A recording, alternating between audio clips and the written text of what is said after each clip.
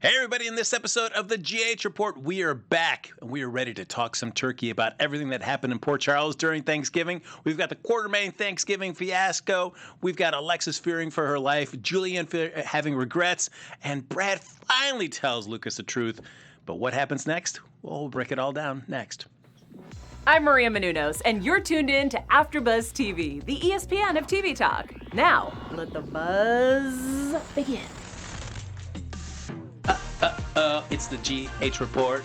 Watch out for the paralytic agent. Gonna make you stiff as a board, lying on the road. Getting run down. Happy Turkey Day. Watch out. Somebody's coming for you. Oh. All right, everybody. Welcome to the GH Report, bringing down all the latest craziness happening in Port Charles. Carla Renata right now regretting that I did not go to the karaoke party she was at last night. Oh my God, I'm in tears. I could have just done that. Pure comedy. I am Frank Moran. And I'm Carla Renata. I was like, where's the camera? As always, like us on Facebook, give us those 5 stars on iTunes, subscribe to the YouTube channel, and you know what? Carla's got her iPad running, which means the chat is up and running. We're ready to hear your thoughts. Yes, Joe Costanzo, Stuart Pierce, Annie Goem, Kelly Publicover, Mary, Lisa Wagner, Peter January. Excuse me, I had to swallow. Susan Russo, Loretta Johnson, Cherie R.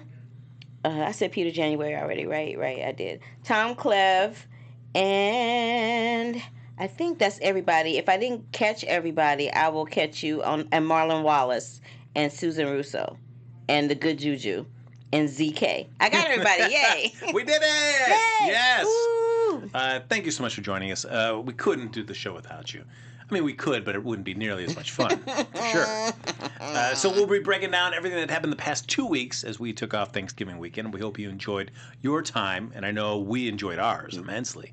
And we'll hopefully do a little bit of news and gossip at the end of the show. Yes, would love to. Yeah. But Carla, before we dive into everything, what did you think overall of our 2 weeks of GH? Actually, this Thanksgiving situation was a lot better than it's been in the past. Usually it was like the whole situation would take like 2 weeks to get through. This one wasn't so bad. And I love the fact that we got a little bit more of an understanding. Not understanding. So I'm confused. Has Monica been getting rid of the food every year so that they can have these busted Thanksgivings, or was it just this time? Because I was confused by that. She just did it especially for this time because everything was on track to just have a regular, normal, happy Thanksgiving. I know, and then she gave all the food to Epiphany to donate to the hospital. I was like, ooh, that's wrong. But these scenes with Brooklyn is going in on everybody. She got something to say to Lulu. She got something to say to Monica. She got something to say to Olivia. She is just going, what is her problem? Does she have hemorrhoids?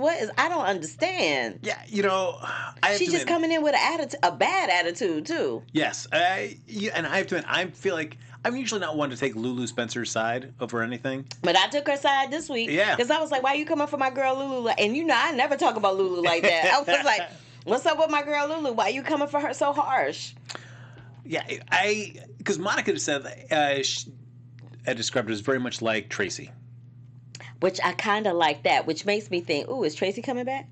Because I would love for Tracy Quartermaine to come back. She's going to pop in around the holidays. Jane Elliott? Yes, Jane Elliott is a beast. Yes. I was sad when she left GH. Like, I actually watched that episode and I cried. I shed a tear because I'm like, wow, this is like the end of an era when she left. Luke was gone. Most of the OGs weren't there. And I'm like, and I want to call her Tracy Elliott. Jane Elliott is gone too. Oh, I was so sad. No, there was a vacuum left by her leaving. Because she was so deliciously evil, but she was evil with a heart.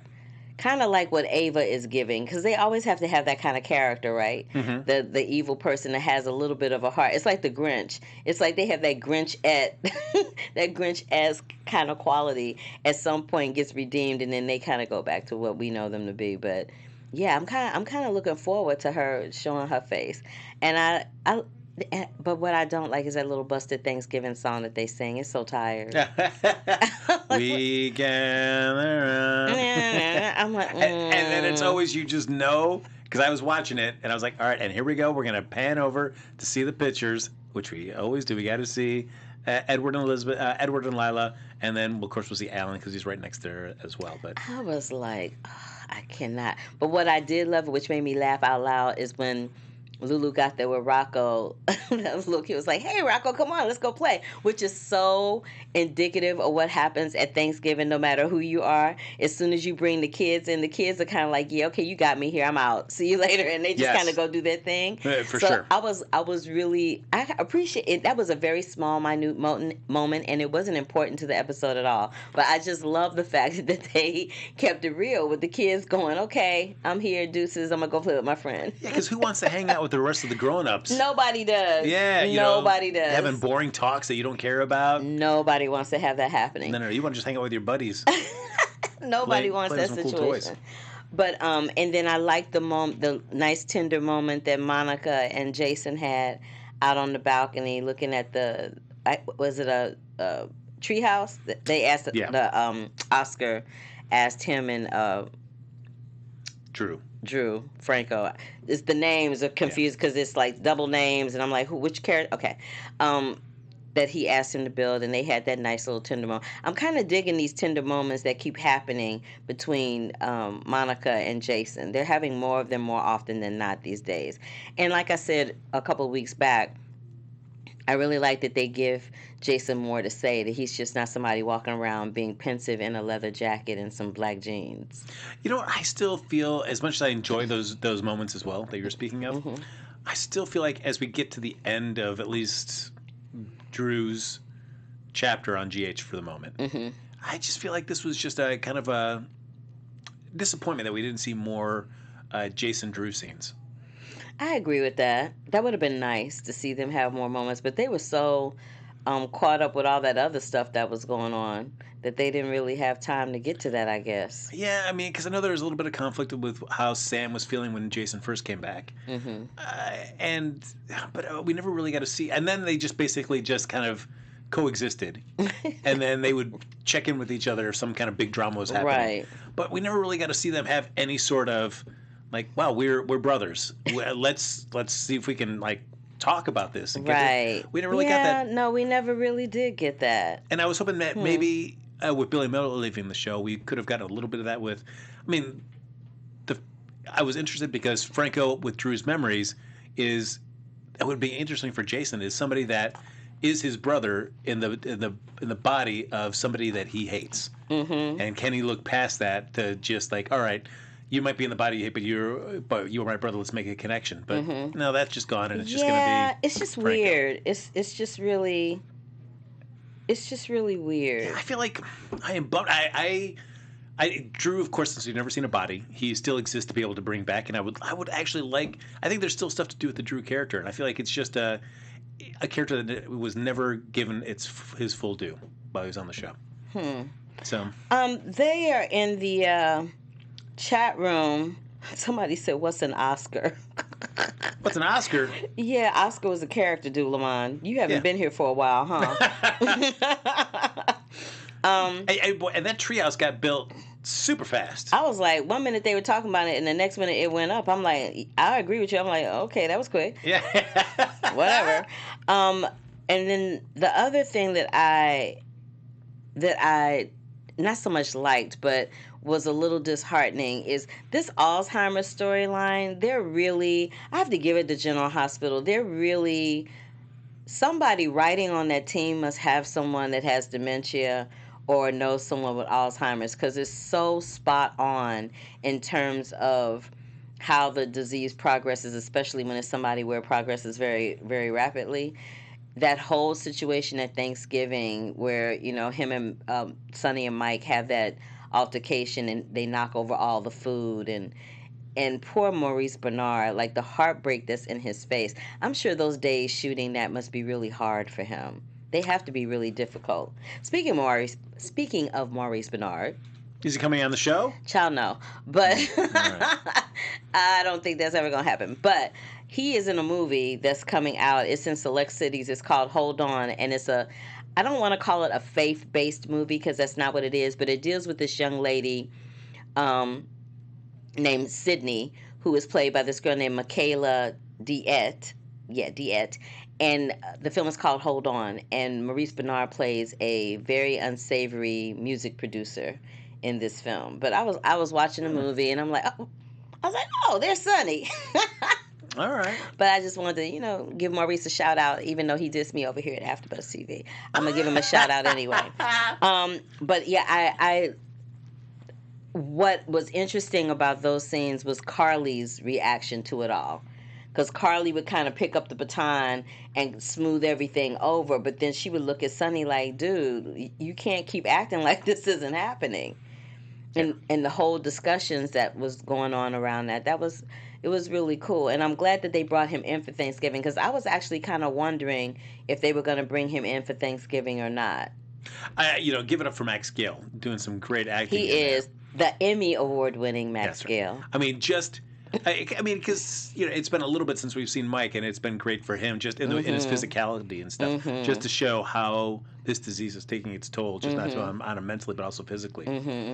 But what I liked about that storyline too is taking full use of Aunt Stella when she was in town to give her a moment with Sonny and Carly as Sonny thanks her for everything that she's done. Yes, I thought that was great. They always wrote really lovely things for her whenever she was dealing with Sonny and they were talking about Mike. The scenes were always very heartfelt. They were always very realistic. It never felt forced. It never felt fake. It never felt truncated, for lack of a better way to say it. It always just felt right on the money. When I watched that scene, because it's Stella saying goodbye to Mike. This is going to be the last she's going to see of him. I know, that was sad. Oh, that made me cry. Yeah. It's like, oh. But it's like I only, for me, selfishly, I just wanted the scene between Stella and Sonny after she says goodbye to Mike, and Sonny pulls her aside as she's leaving the nursing home, and like Carly, like when she gives her the hug, I'm like, we haven't seen many like Stella Carly scenes. Whatever. Yeah, that was like. I don't need you in this scene, Carly. Just let me have it just be Sonny and Stella. That's what I was like. Oh, let's. I overstand. And then let's talk about. I got to talk about this. Let's talk about this false alarm pregnancy with Willow. Do we care? No. I know I didn't care. No, great. I mean, it's like one of those, like, hey, what are we going to do with Willow right now? We don't have really any storyline. Willow and Chase are kind of just like, they are in the ether of what are we going to do with you right now, and I feel bad for them because they're great actors. Both of those actors are really, really gifted actors, and they've done an enormously wonderful job with Chase and Willow. But I'm at the place now, since the whole Shiloh storyline, I don't care about them. I mean, I feel like it's right now just kind of a resting point for those characters until the truth about Wiley gets exposed to everybody. Yeah, and then you want to see Willow having that reaction to thinking this was her son, and it's not. And then she's finally going to grieve for real. Because right now, I think she hasn't really had the chance to grieve because she's been walking around thinking that her son is alive. When she realizes that not only did her son die, but her son died on the side of the road. Yeah. And that Nell has something to do with it. I wonder if it's going to be one of them situations where we finally going to see Willow snap. Because we've seen her have that personality when she was dealing with Nina. We would see her go in. I wonder if we're going to see a complete... Because now she's like... she's too apple pie sweet nice. I need to see her get mad. I need to see her get angry. And when did her and Sasha become best friends? Yeah, hey, you know what I'm saying? Which, actually, I don't mind. I mean... I don't mind it, but I was like... Really? You confiding in Sasha? That's what girlfriends do. They buy pregnancy tests. Oh my God, I cannot with that. I was like, when did they become besties?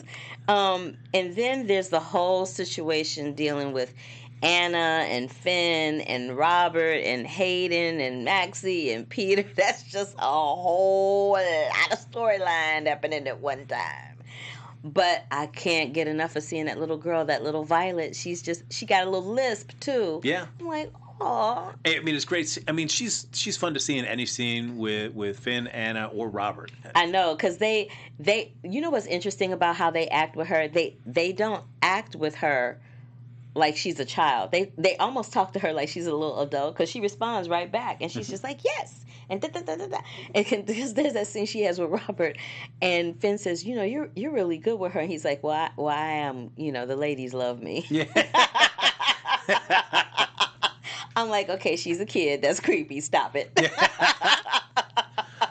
He didn't mean it like that, and I'm just kidding, but that made me laugh out loud. I know Anna's got her own bag of issues, trying to figure out what memories may have been implanted, although we all pretty much assume it's going to be about Peter's true paternity, or maternity, I should say. But I get a little frustrated with those Robert and Anna scenes because I feel like it just goes in a circle all the time. Well, it's a broken record. Yeah. It's her saying, get out of my business, stay out of my business, I don't need you to take up for me. And he's like, yes, I do, I don't trust him. It's the same thing said different ways every time they have a scene. I'm going to need them to find something different to do with them. That dynamic is done. Like, I was over that dynamic once Finn asked Anna to marry him at the nurses' ball. I was over that when she had that altercation with Robert backstage. That was enough of that. I don't need to see that every time they on screen together. And, I knew Robert was kind of chafing at Finn, but to use this, everything with Violet now being in the picture for Finn, to use this as a justifiable reason for, see, Anna, this guy is not great. Like, what do you mean? He didn't know that this kid was around. It wasn't like he was trying to withhold this from you. Right. Let me just correct myself. They corrected me in the chat room, and and that's why y'all there, because y'all will let a sister know. The baby didn't die on the side of the road. The baby was stillborn. Right. It died in the house. It died in the house in the crib. So thank y'all for calling a sister out. I ain't mad at you. Let a sister know, because, I don't have no problem getting corrected. Really? Shut up. All right. But anyway, we were talking about Anna and Finn. Anna, I feel like Anna's trying to step up to the plate and be there for Finn, but I feel like there's a part of her that's kind of like, I'm really not having any of this, but I'm going to go along with it for the sake of this dude that I love. I did like the moment, though, as they were when Hayden and Finn were talking with Jax. Mm-hmm. Hayden and Anna, I'm sorry. Mm-hmm. Or Finn and Anna were talking to Jax about Hayden. I know who you meant. Yes. And Jax leaves, and they did have that moment. They both realized, yep, he's hiding something. Something's going on here. Yeah, that was funny. Yeah. When they both said that at the same time. And then I love how they were sitting on the stairs, trying to figure out why Hayden would do this and what happened. And then, it's just the fact that they decided collectively, we can help her. We need to help her. She needs to not be separated from her daughter. We need to find her, which I thought was really cool. And that was really big of Anna, because Anna could have been like, oh, well. You know what I mean? She could have been like deuces, because she felt some kind of way when she came back and found Hayden there. And she made, she was very vocal about that. She didn't hide how she felt. But now, because any woman in that position would usually be like, oh, must things skip town? Oh, well, back to my normal life. You know what I mean? Yeah. They wouldn't care. But I think Anna is empathetic because she has a daughter. And she's been separated from. Mm-hmm. So I think that character-wise and writing-wise, it played right into what was going on. Because I feel like Anna is not somebody that is jealous of Hayden. No, I don't think she's jealous of Hayden. I think she's territorial. Is what Anna is. Just like Robert is. Robert is territorial of Anna, and I think Anna is territorial with whoever she's dealing with. She had the same situation and reaction when she was briefly involved with Andre. Remember that moment where they had a little thing? She was very territorial with him, and the fact that he kept talking to Jordan. Remember all that? It was just like crazy.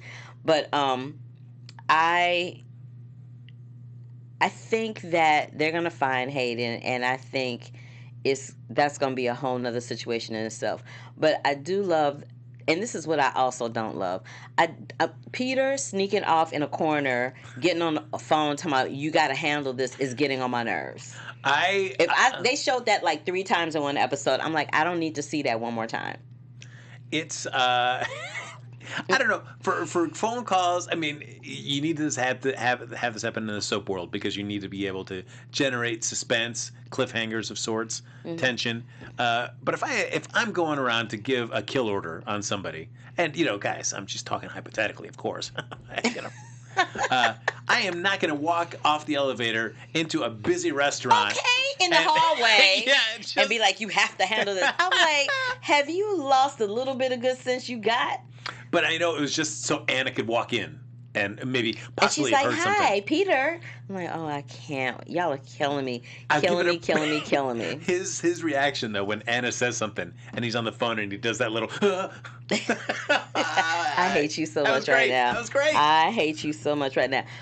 Of course, Anna heard whatever he said, or she's going to ask him about it. Don't you think? Of She was course. there long enough that I think she probably heard him. Don't you think?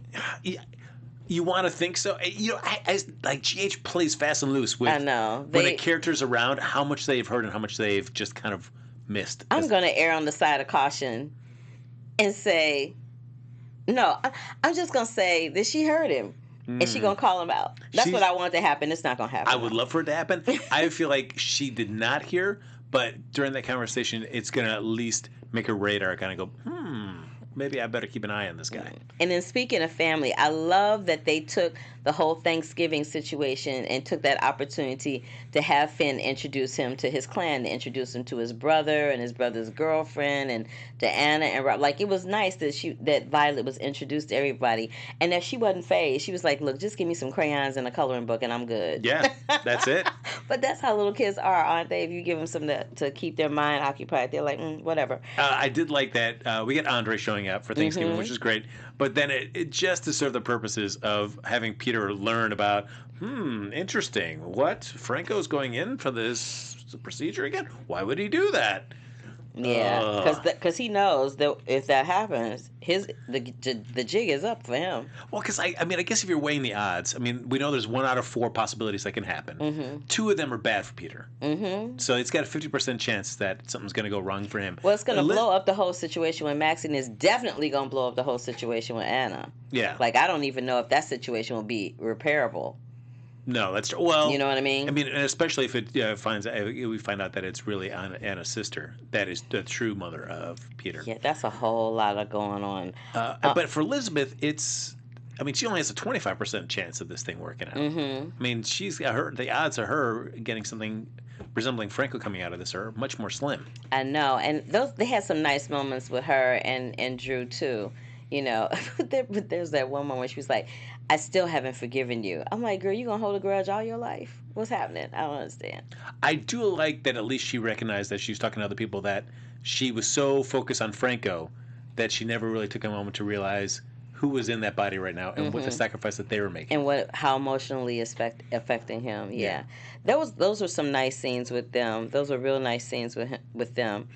And then let's get to the big story of the week. Well, let's see. I've got my thought on what it is. Let's hear what your thought was. Well, 2 actually. There's 2 big stories of the week. So the first one is the realization that Kendra is Kiefer's sister. Yes. And that she's coming for Alexis. But I thought about you when this happened. The scene where she hits Alexis upside the head with that rock. Yes. And she was like, like she was really, girl, we know that rock is plastic. She was acting like she really did something. I'm like, it ain't like you in a boxing match. I'm like, stop. But the girl that played Kendra, she was good. She was evil down to the end. Ooh, she was evil. She was evil personified. She really was. Evil with that nice, nasty face. She was good. The actress that played her was really, really good. But then this was the thing that got me, is when they were in the room, and in the hospital room, and Alexis was preparing to leave, and she got all defensive and pissy about Alexis not wanting some more of that supplement. Oh yeah. Oh wait, you just want to order it yourself? She said, "You're gonna fire me," and then the whole conversation about speaking Italian. I'm like, really? Are we having this conversation right now? What does speaking Italian have? And who's going to believe that? That was the most ludicrous excuse for not ordering the supplement I'd ever heard in my entire life. Really? Because you don't speak Italian? Girl, please. But it's also like, way to play it smooth, Alexis. If you have even a glimmer of doubt, which it seemed like Neil had put it in her head, not to completely shut Kendra down like that, you're going to give her a heads up that, wait a second, I think she might be onto me. She said, oh, no, I'll order it myself. It's fine. Yeah, when she said I ordered myself, I was like, yeah, that was not a good move. But there's so much I want to talk about this, because of course, she follows her down to the cemetery. Did we get the big the Kiefer reveal? Like, oh my gosh, that's Kiefer. To like the weird. And I had forgotten about Kiefer, honestly. I think pretty much everybody did. Nobody Stop. cared. But for Kendra to do her elaborate lap around the graveyard to be able to come back and hit her in the head with the rock. Yes. That's what I thought about you, because I was like, this right here is pure ridiculousness. And I know Frank Moran is somewhere laughing his booty off. When it got, my favorite part though was right after that, because then it gets to, I'm in the car with Kendra. I've been injected with a paralytic. Oh, wait. Okay, wait. Let's just talk about that for a second. Let's just talk about the paralytic moment. I got to give it to Nancy Grahn, because Nancy Grahn did that. Like, her eyes were not moving and she did not move. I was like, okay, all right for. But it was the way homegirl hit her with the needle. I'm like, where exactly did she punch? Because it looked like she had stabbed her in the heart. And then when the camera came back, it was just like a little piece of clothing off the shoulder. I'm like, well, damn, where did she hit her? Did she hit her in the heart? Did she hit her in the shoulder? There's a lot of bone going on up in there. Where exactly did she do the injection?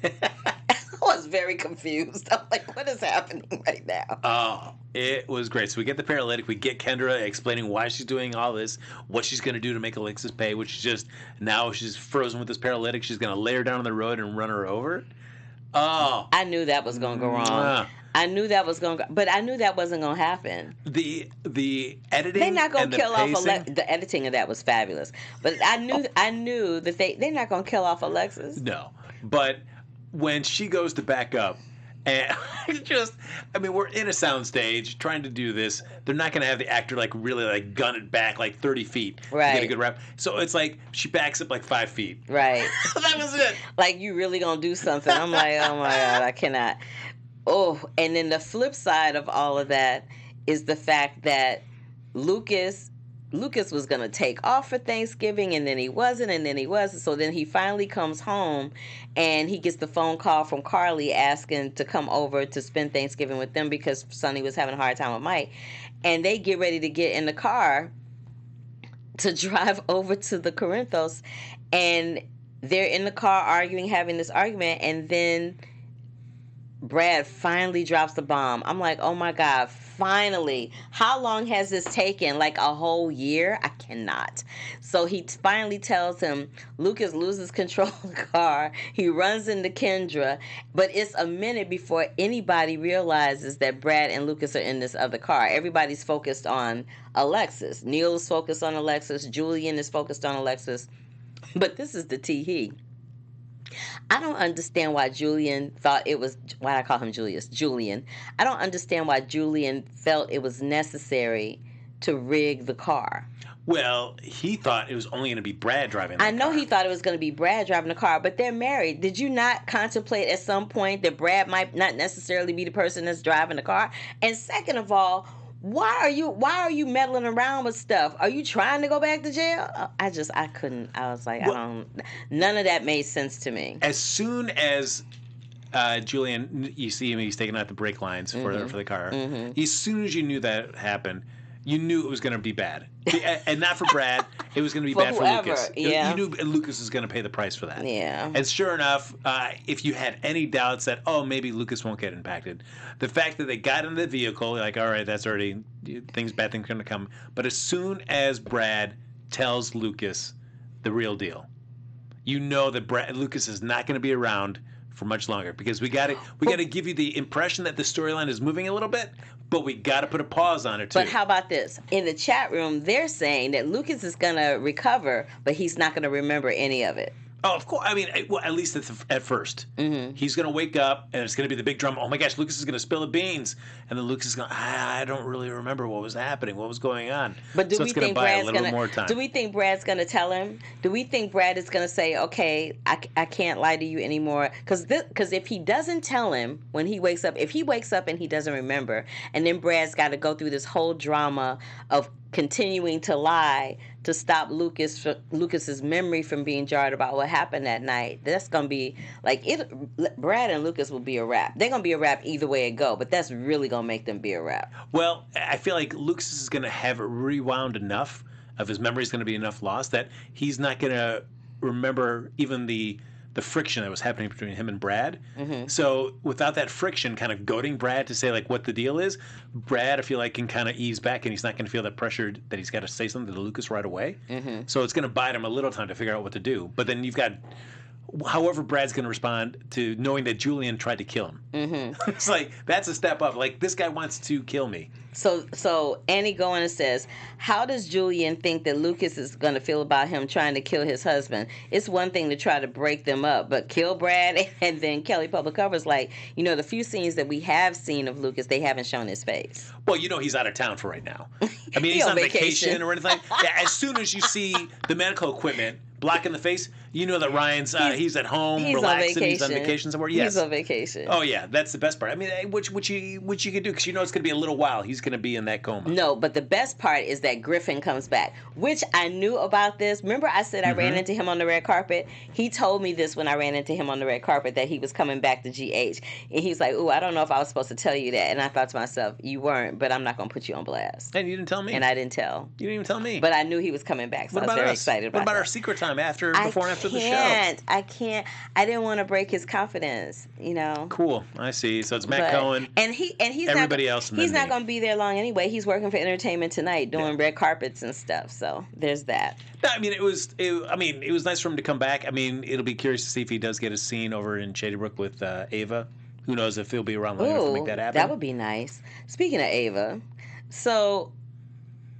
And let me, once again, as I always do, let me just give a big shout out and clappity clap clap to Miss Mara West, because she is killing it as Ava, especially in that room where she thinks she's seeing Nikolas's ghost, especially that last time when he came in there and he was all up in her face and all up on her and she was crying, going, "Please go away, please go." Like, she thought she was cuckoo for Cocoa Puffs. And I felt some kind of way about this pill. Now, do we think that the nurse got shenanigans too? No, I think she got paid off by Nikolas. She's got, she has to give that pill. She's got bills, and it's the holidays. You got to buy some extra gifts. Why all of a sudden homegirl popping in a different pill? So okay, I got it.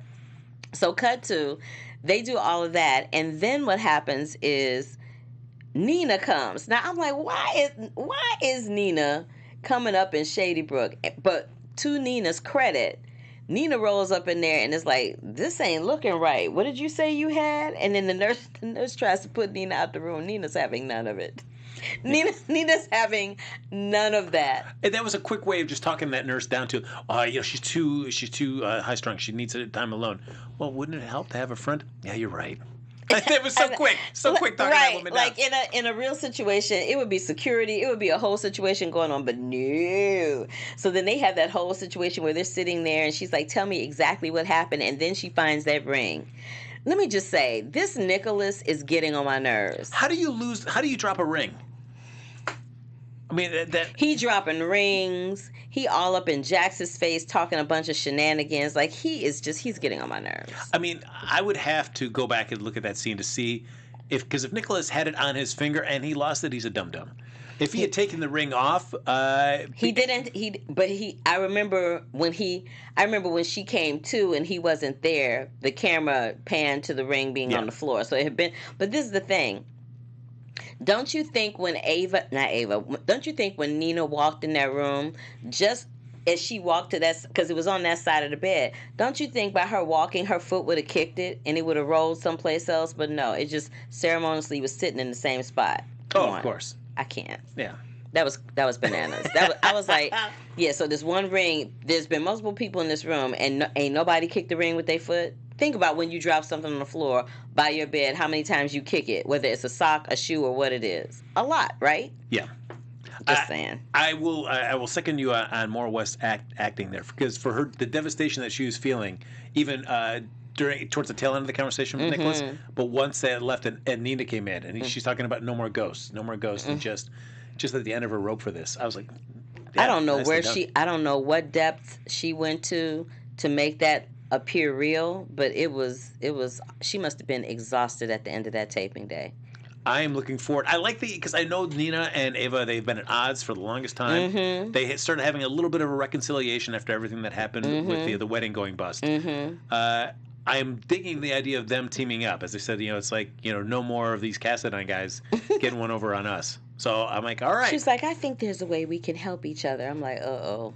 That's all of that's between the two of them. That's just trouble. Because I mean, we know that Nina has been on the fence, especially as she tells Jax, like, yeah, I was ready to just to dump him at the altar, but there's Charlotte involved, so I don't know if I just stick with them because of Charlotte. But it feels like this Nikolas thing and the whole Cassandra thing just reinforced like this is a bad family. Do we think something is going to happen to Nikolas before Laura finds out he's alive? Of course, Nikolas has got to be around, but to have that Laura reunion. I don't know. It may or may not happen. Oh, wait. That brings me to this. I almost forgot. What about the scene where... What about the scene where Nikolas breaks into the gallery to try to get the painting? Yes. And the lawyer and Valentine are there, and somehow he still gets away with the mask on his head.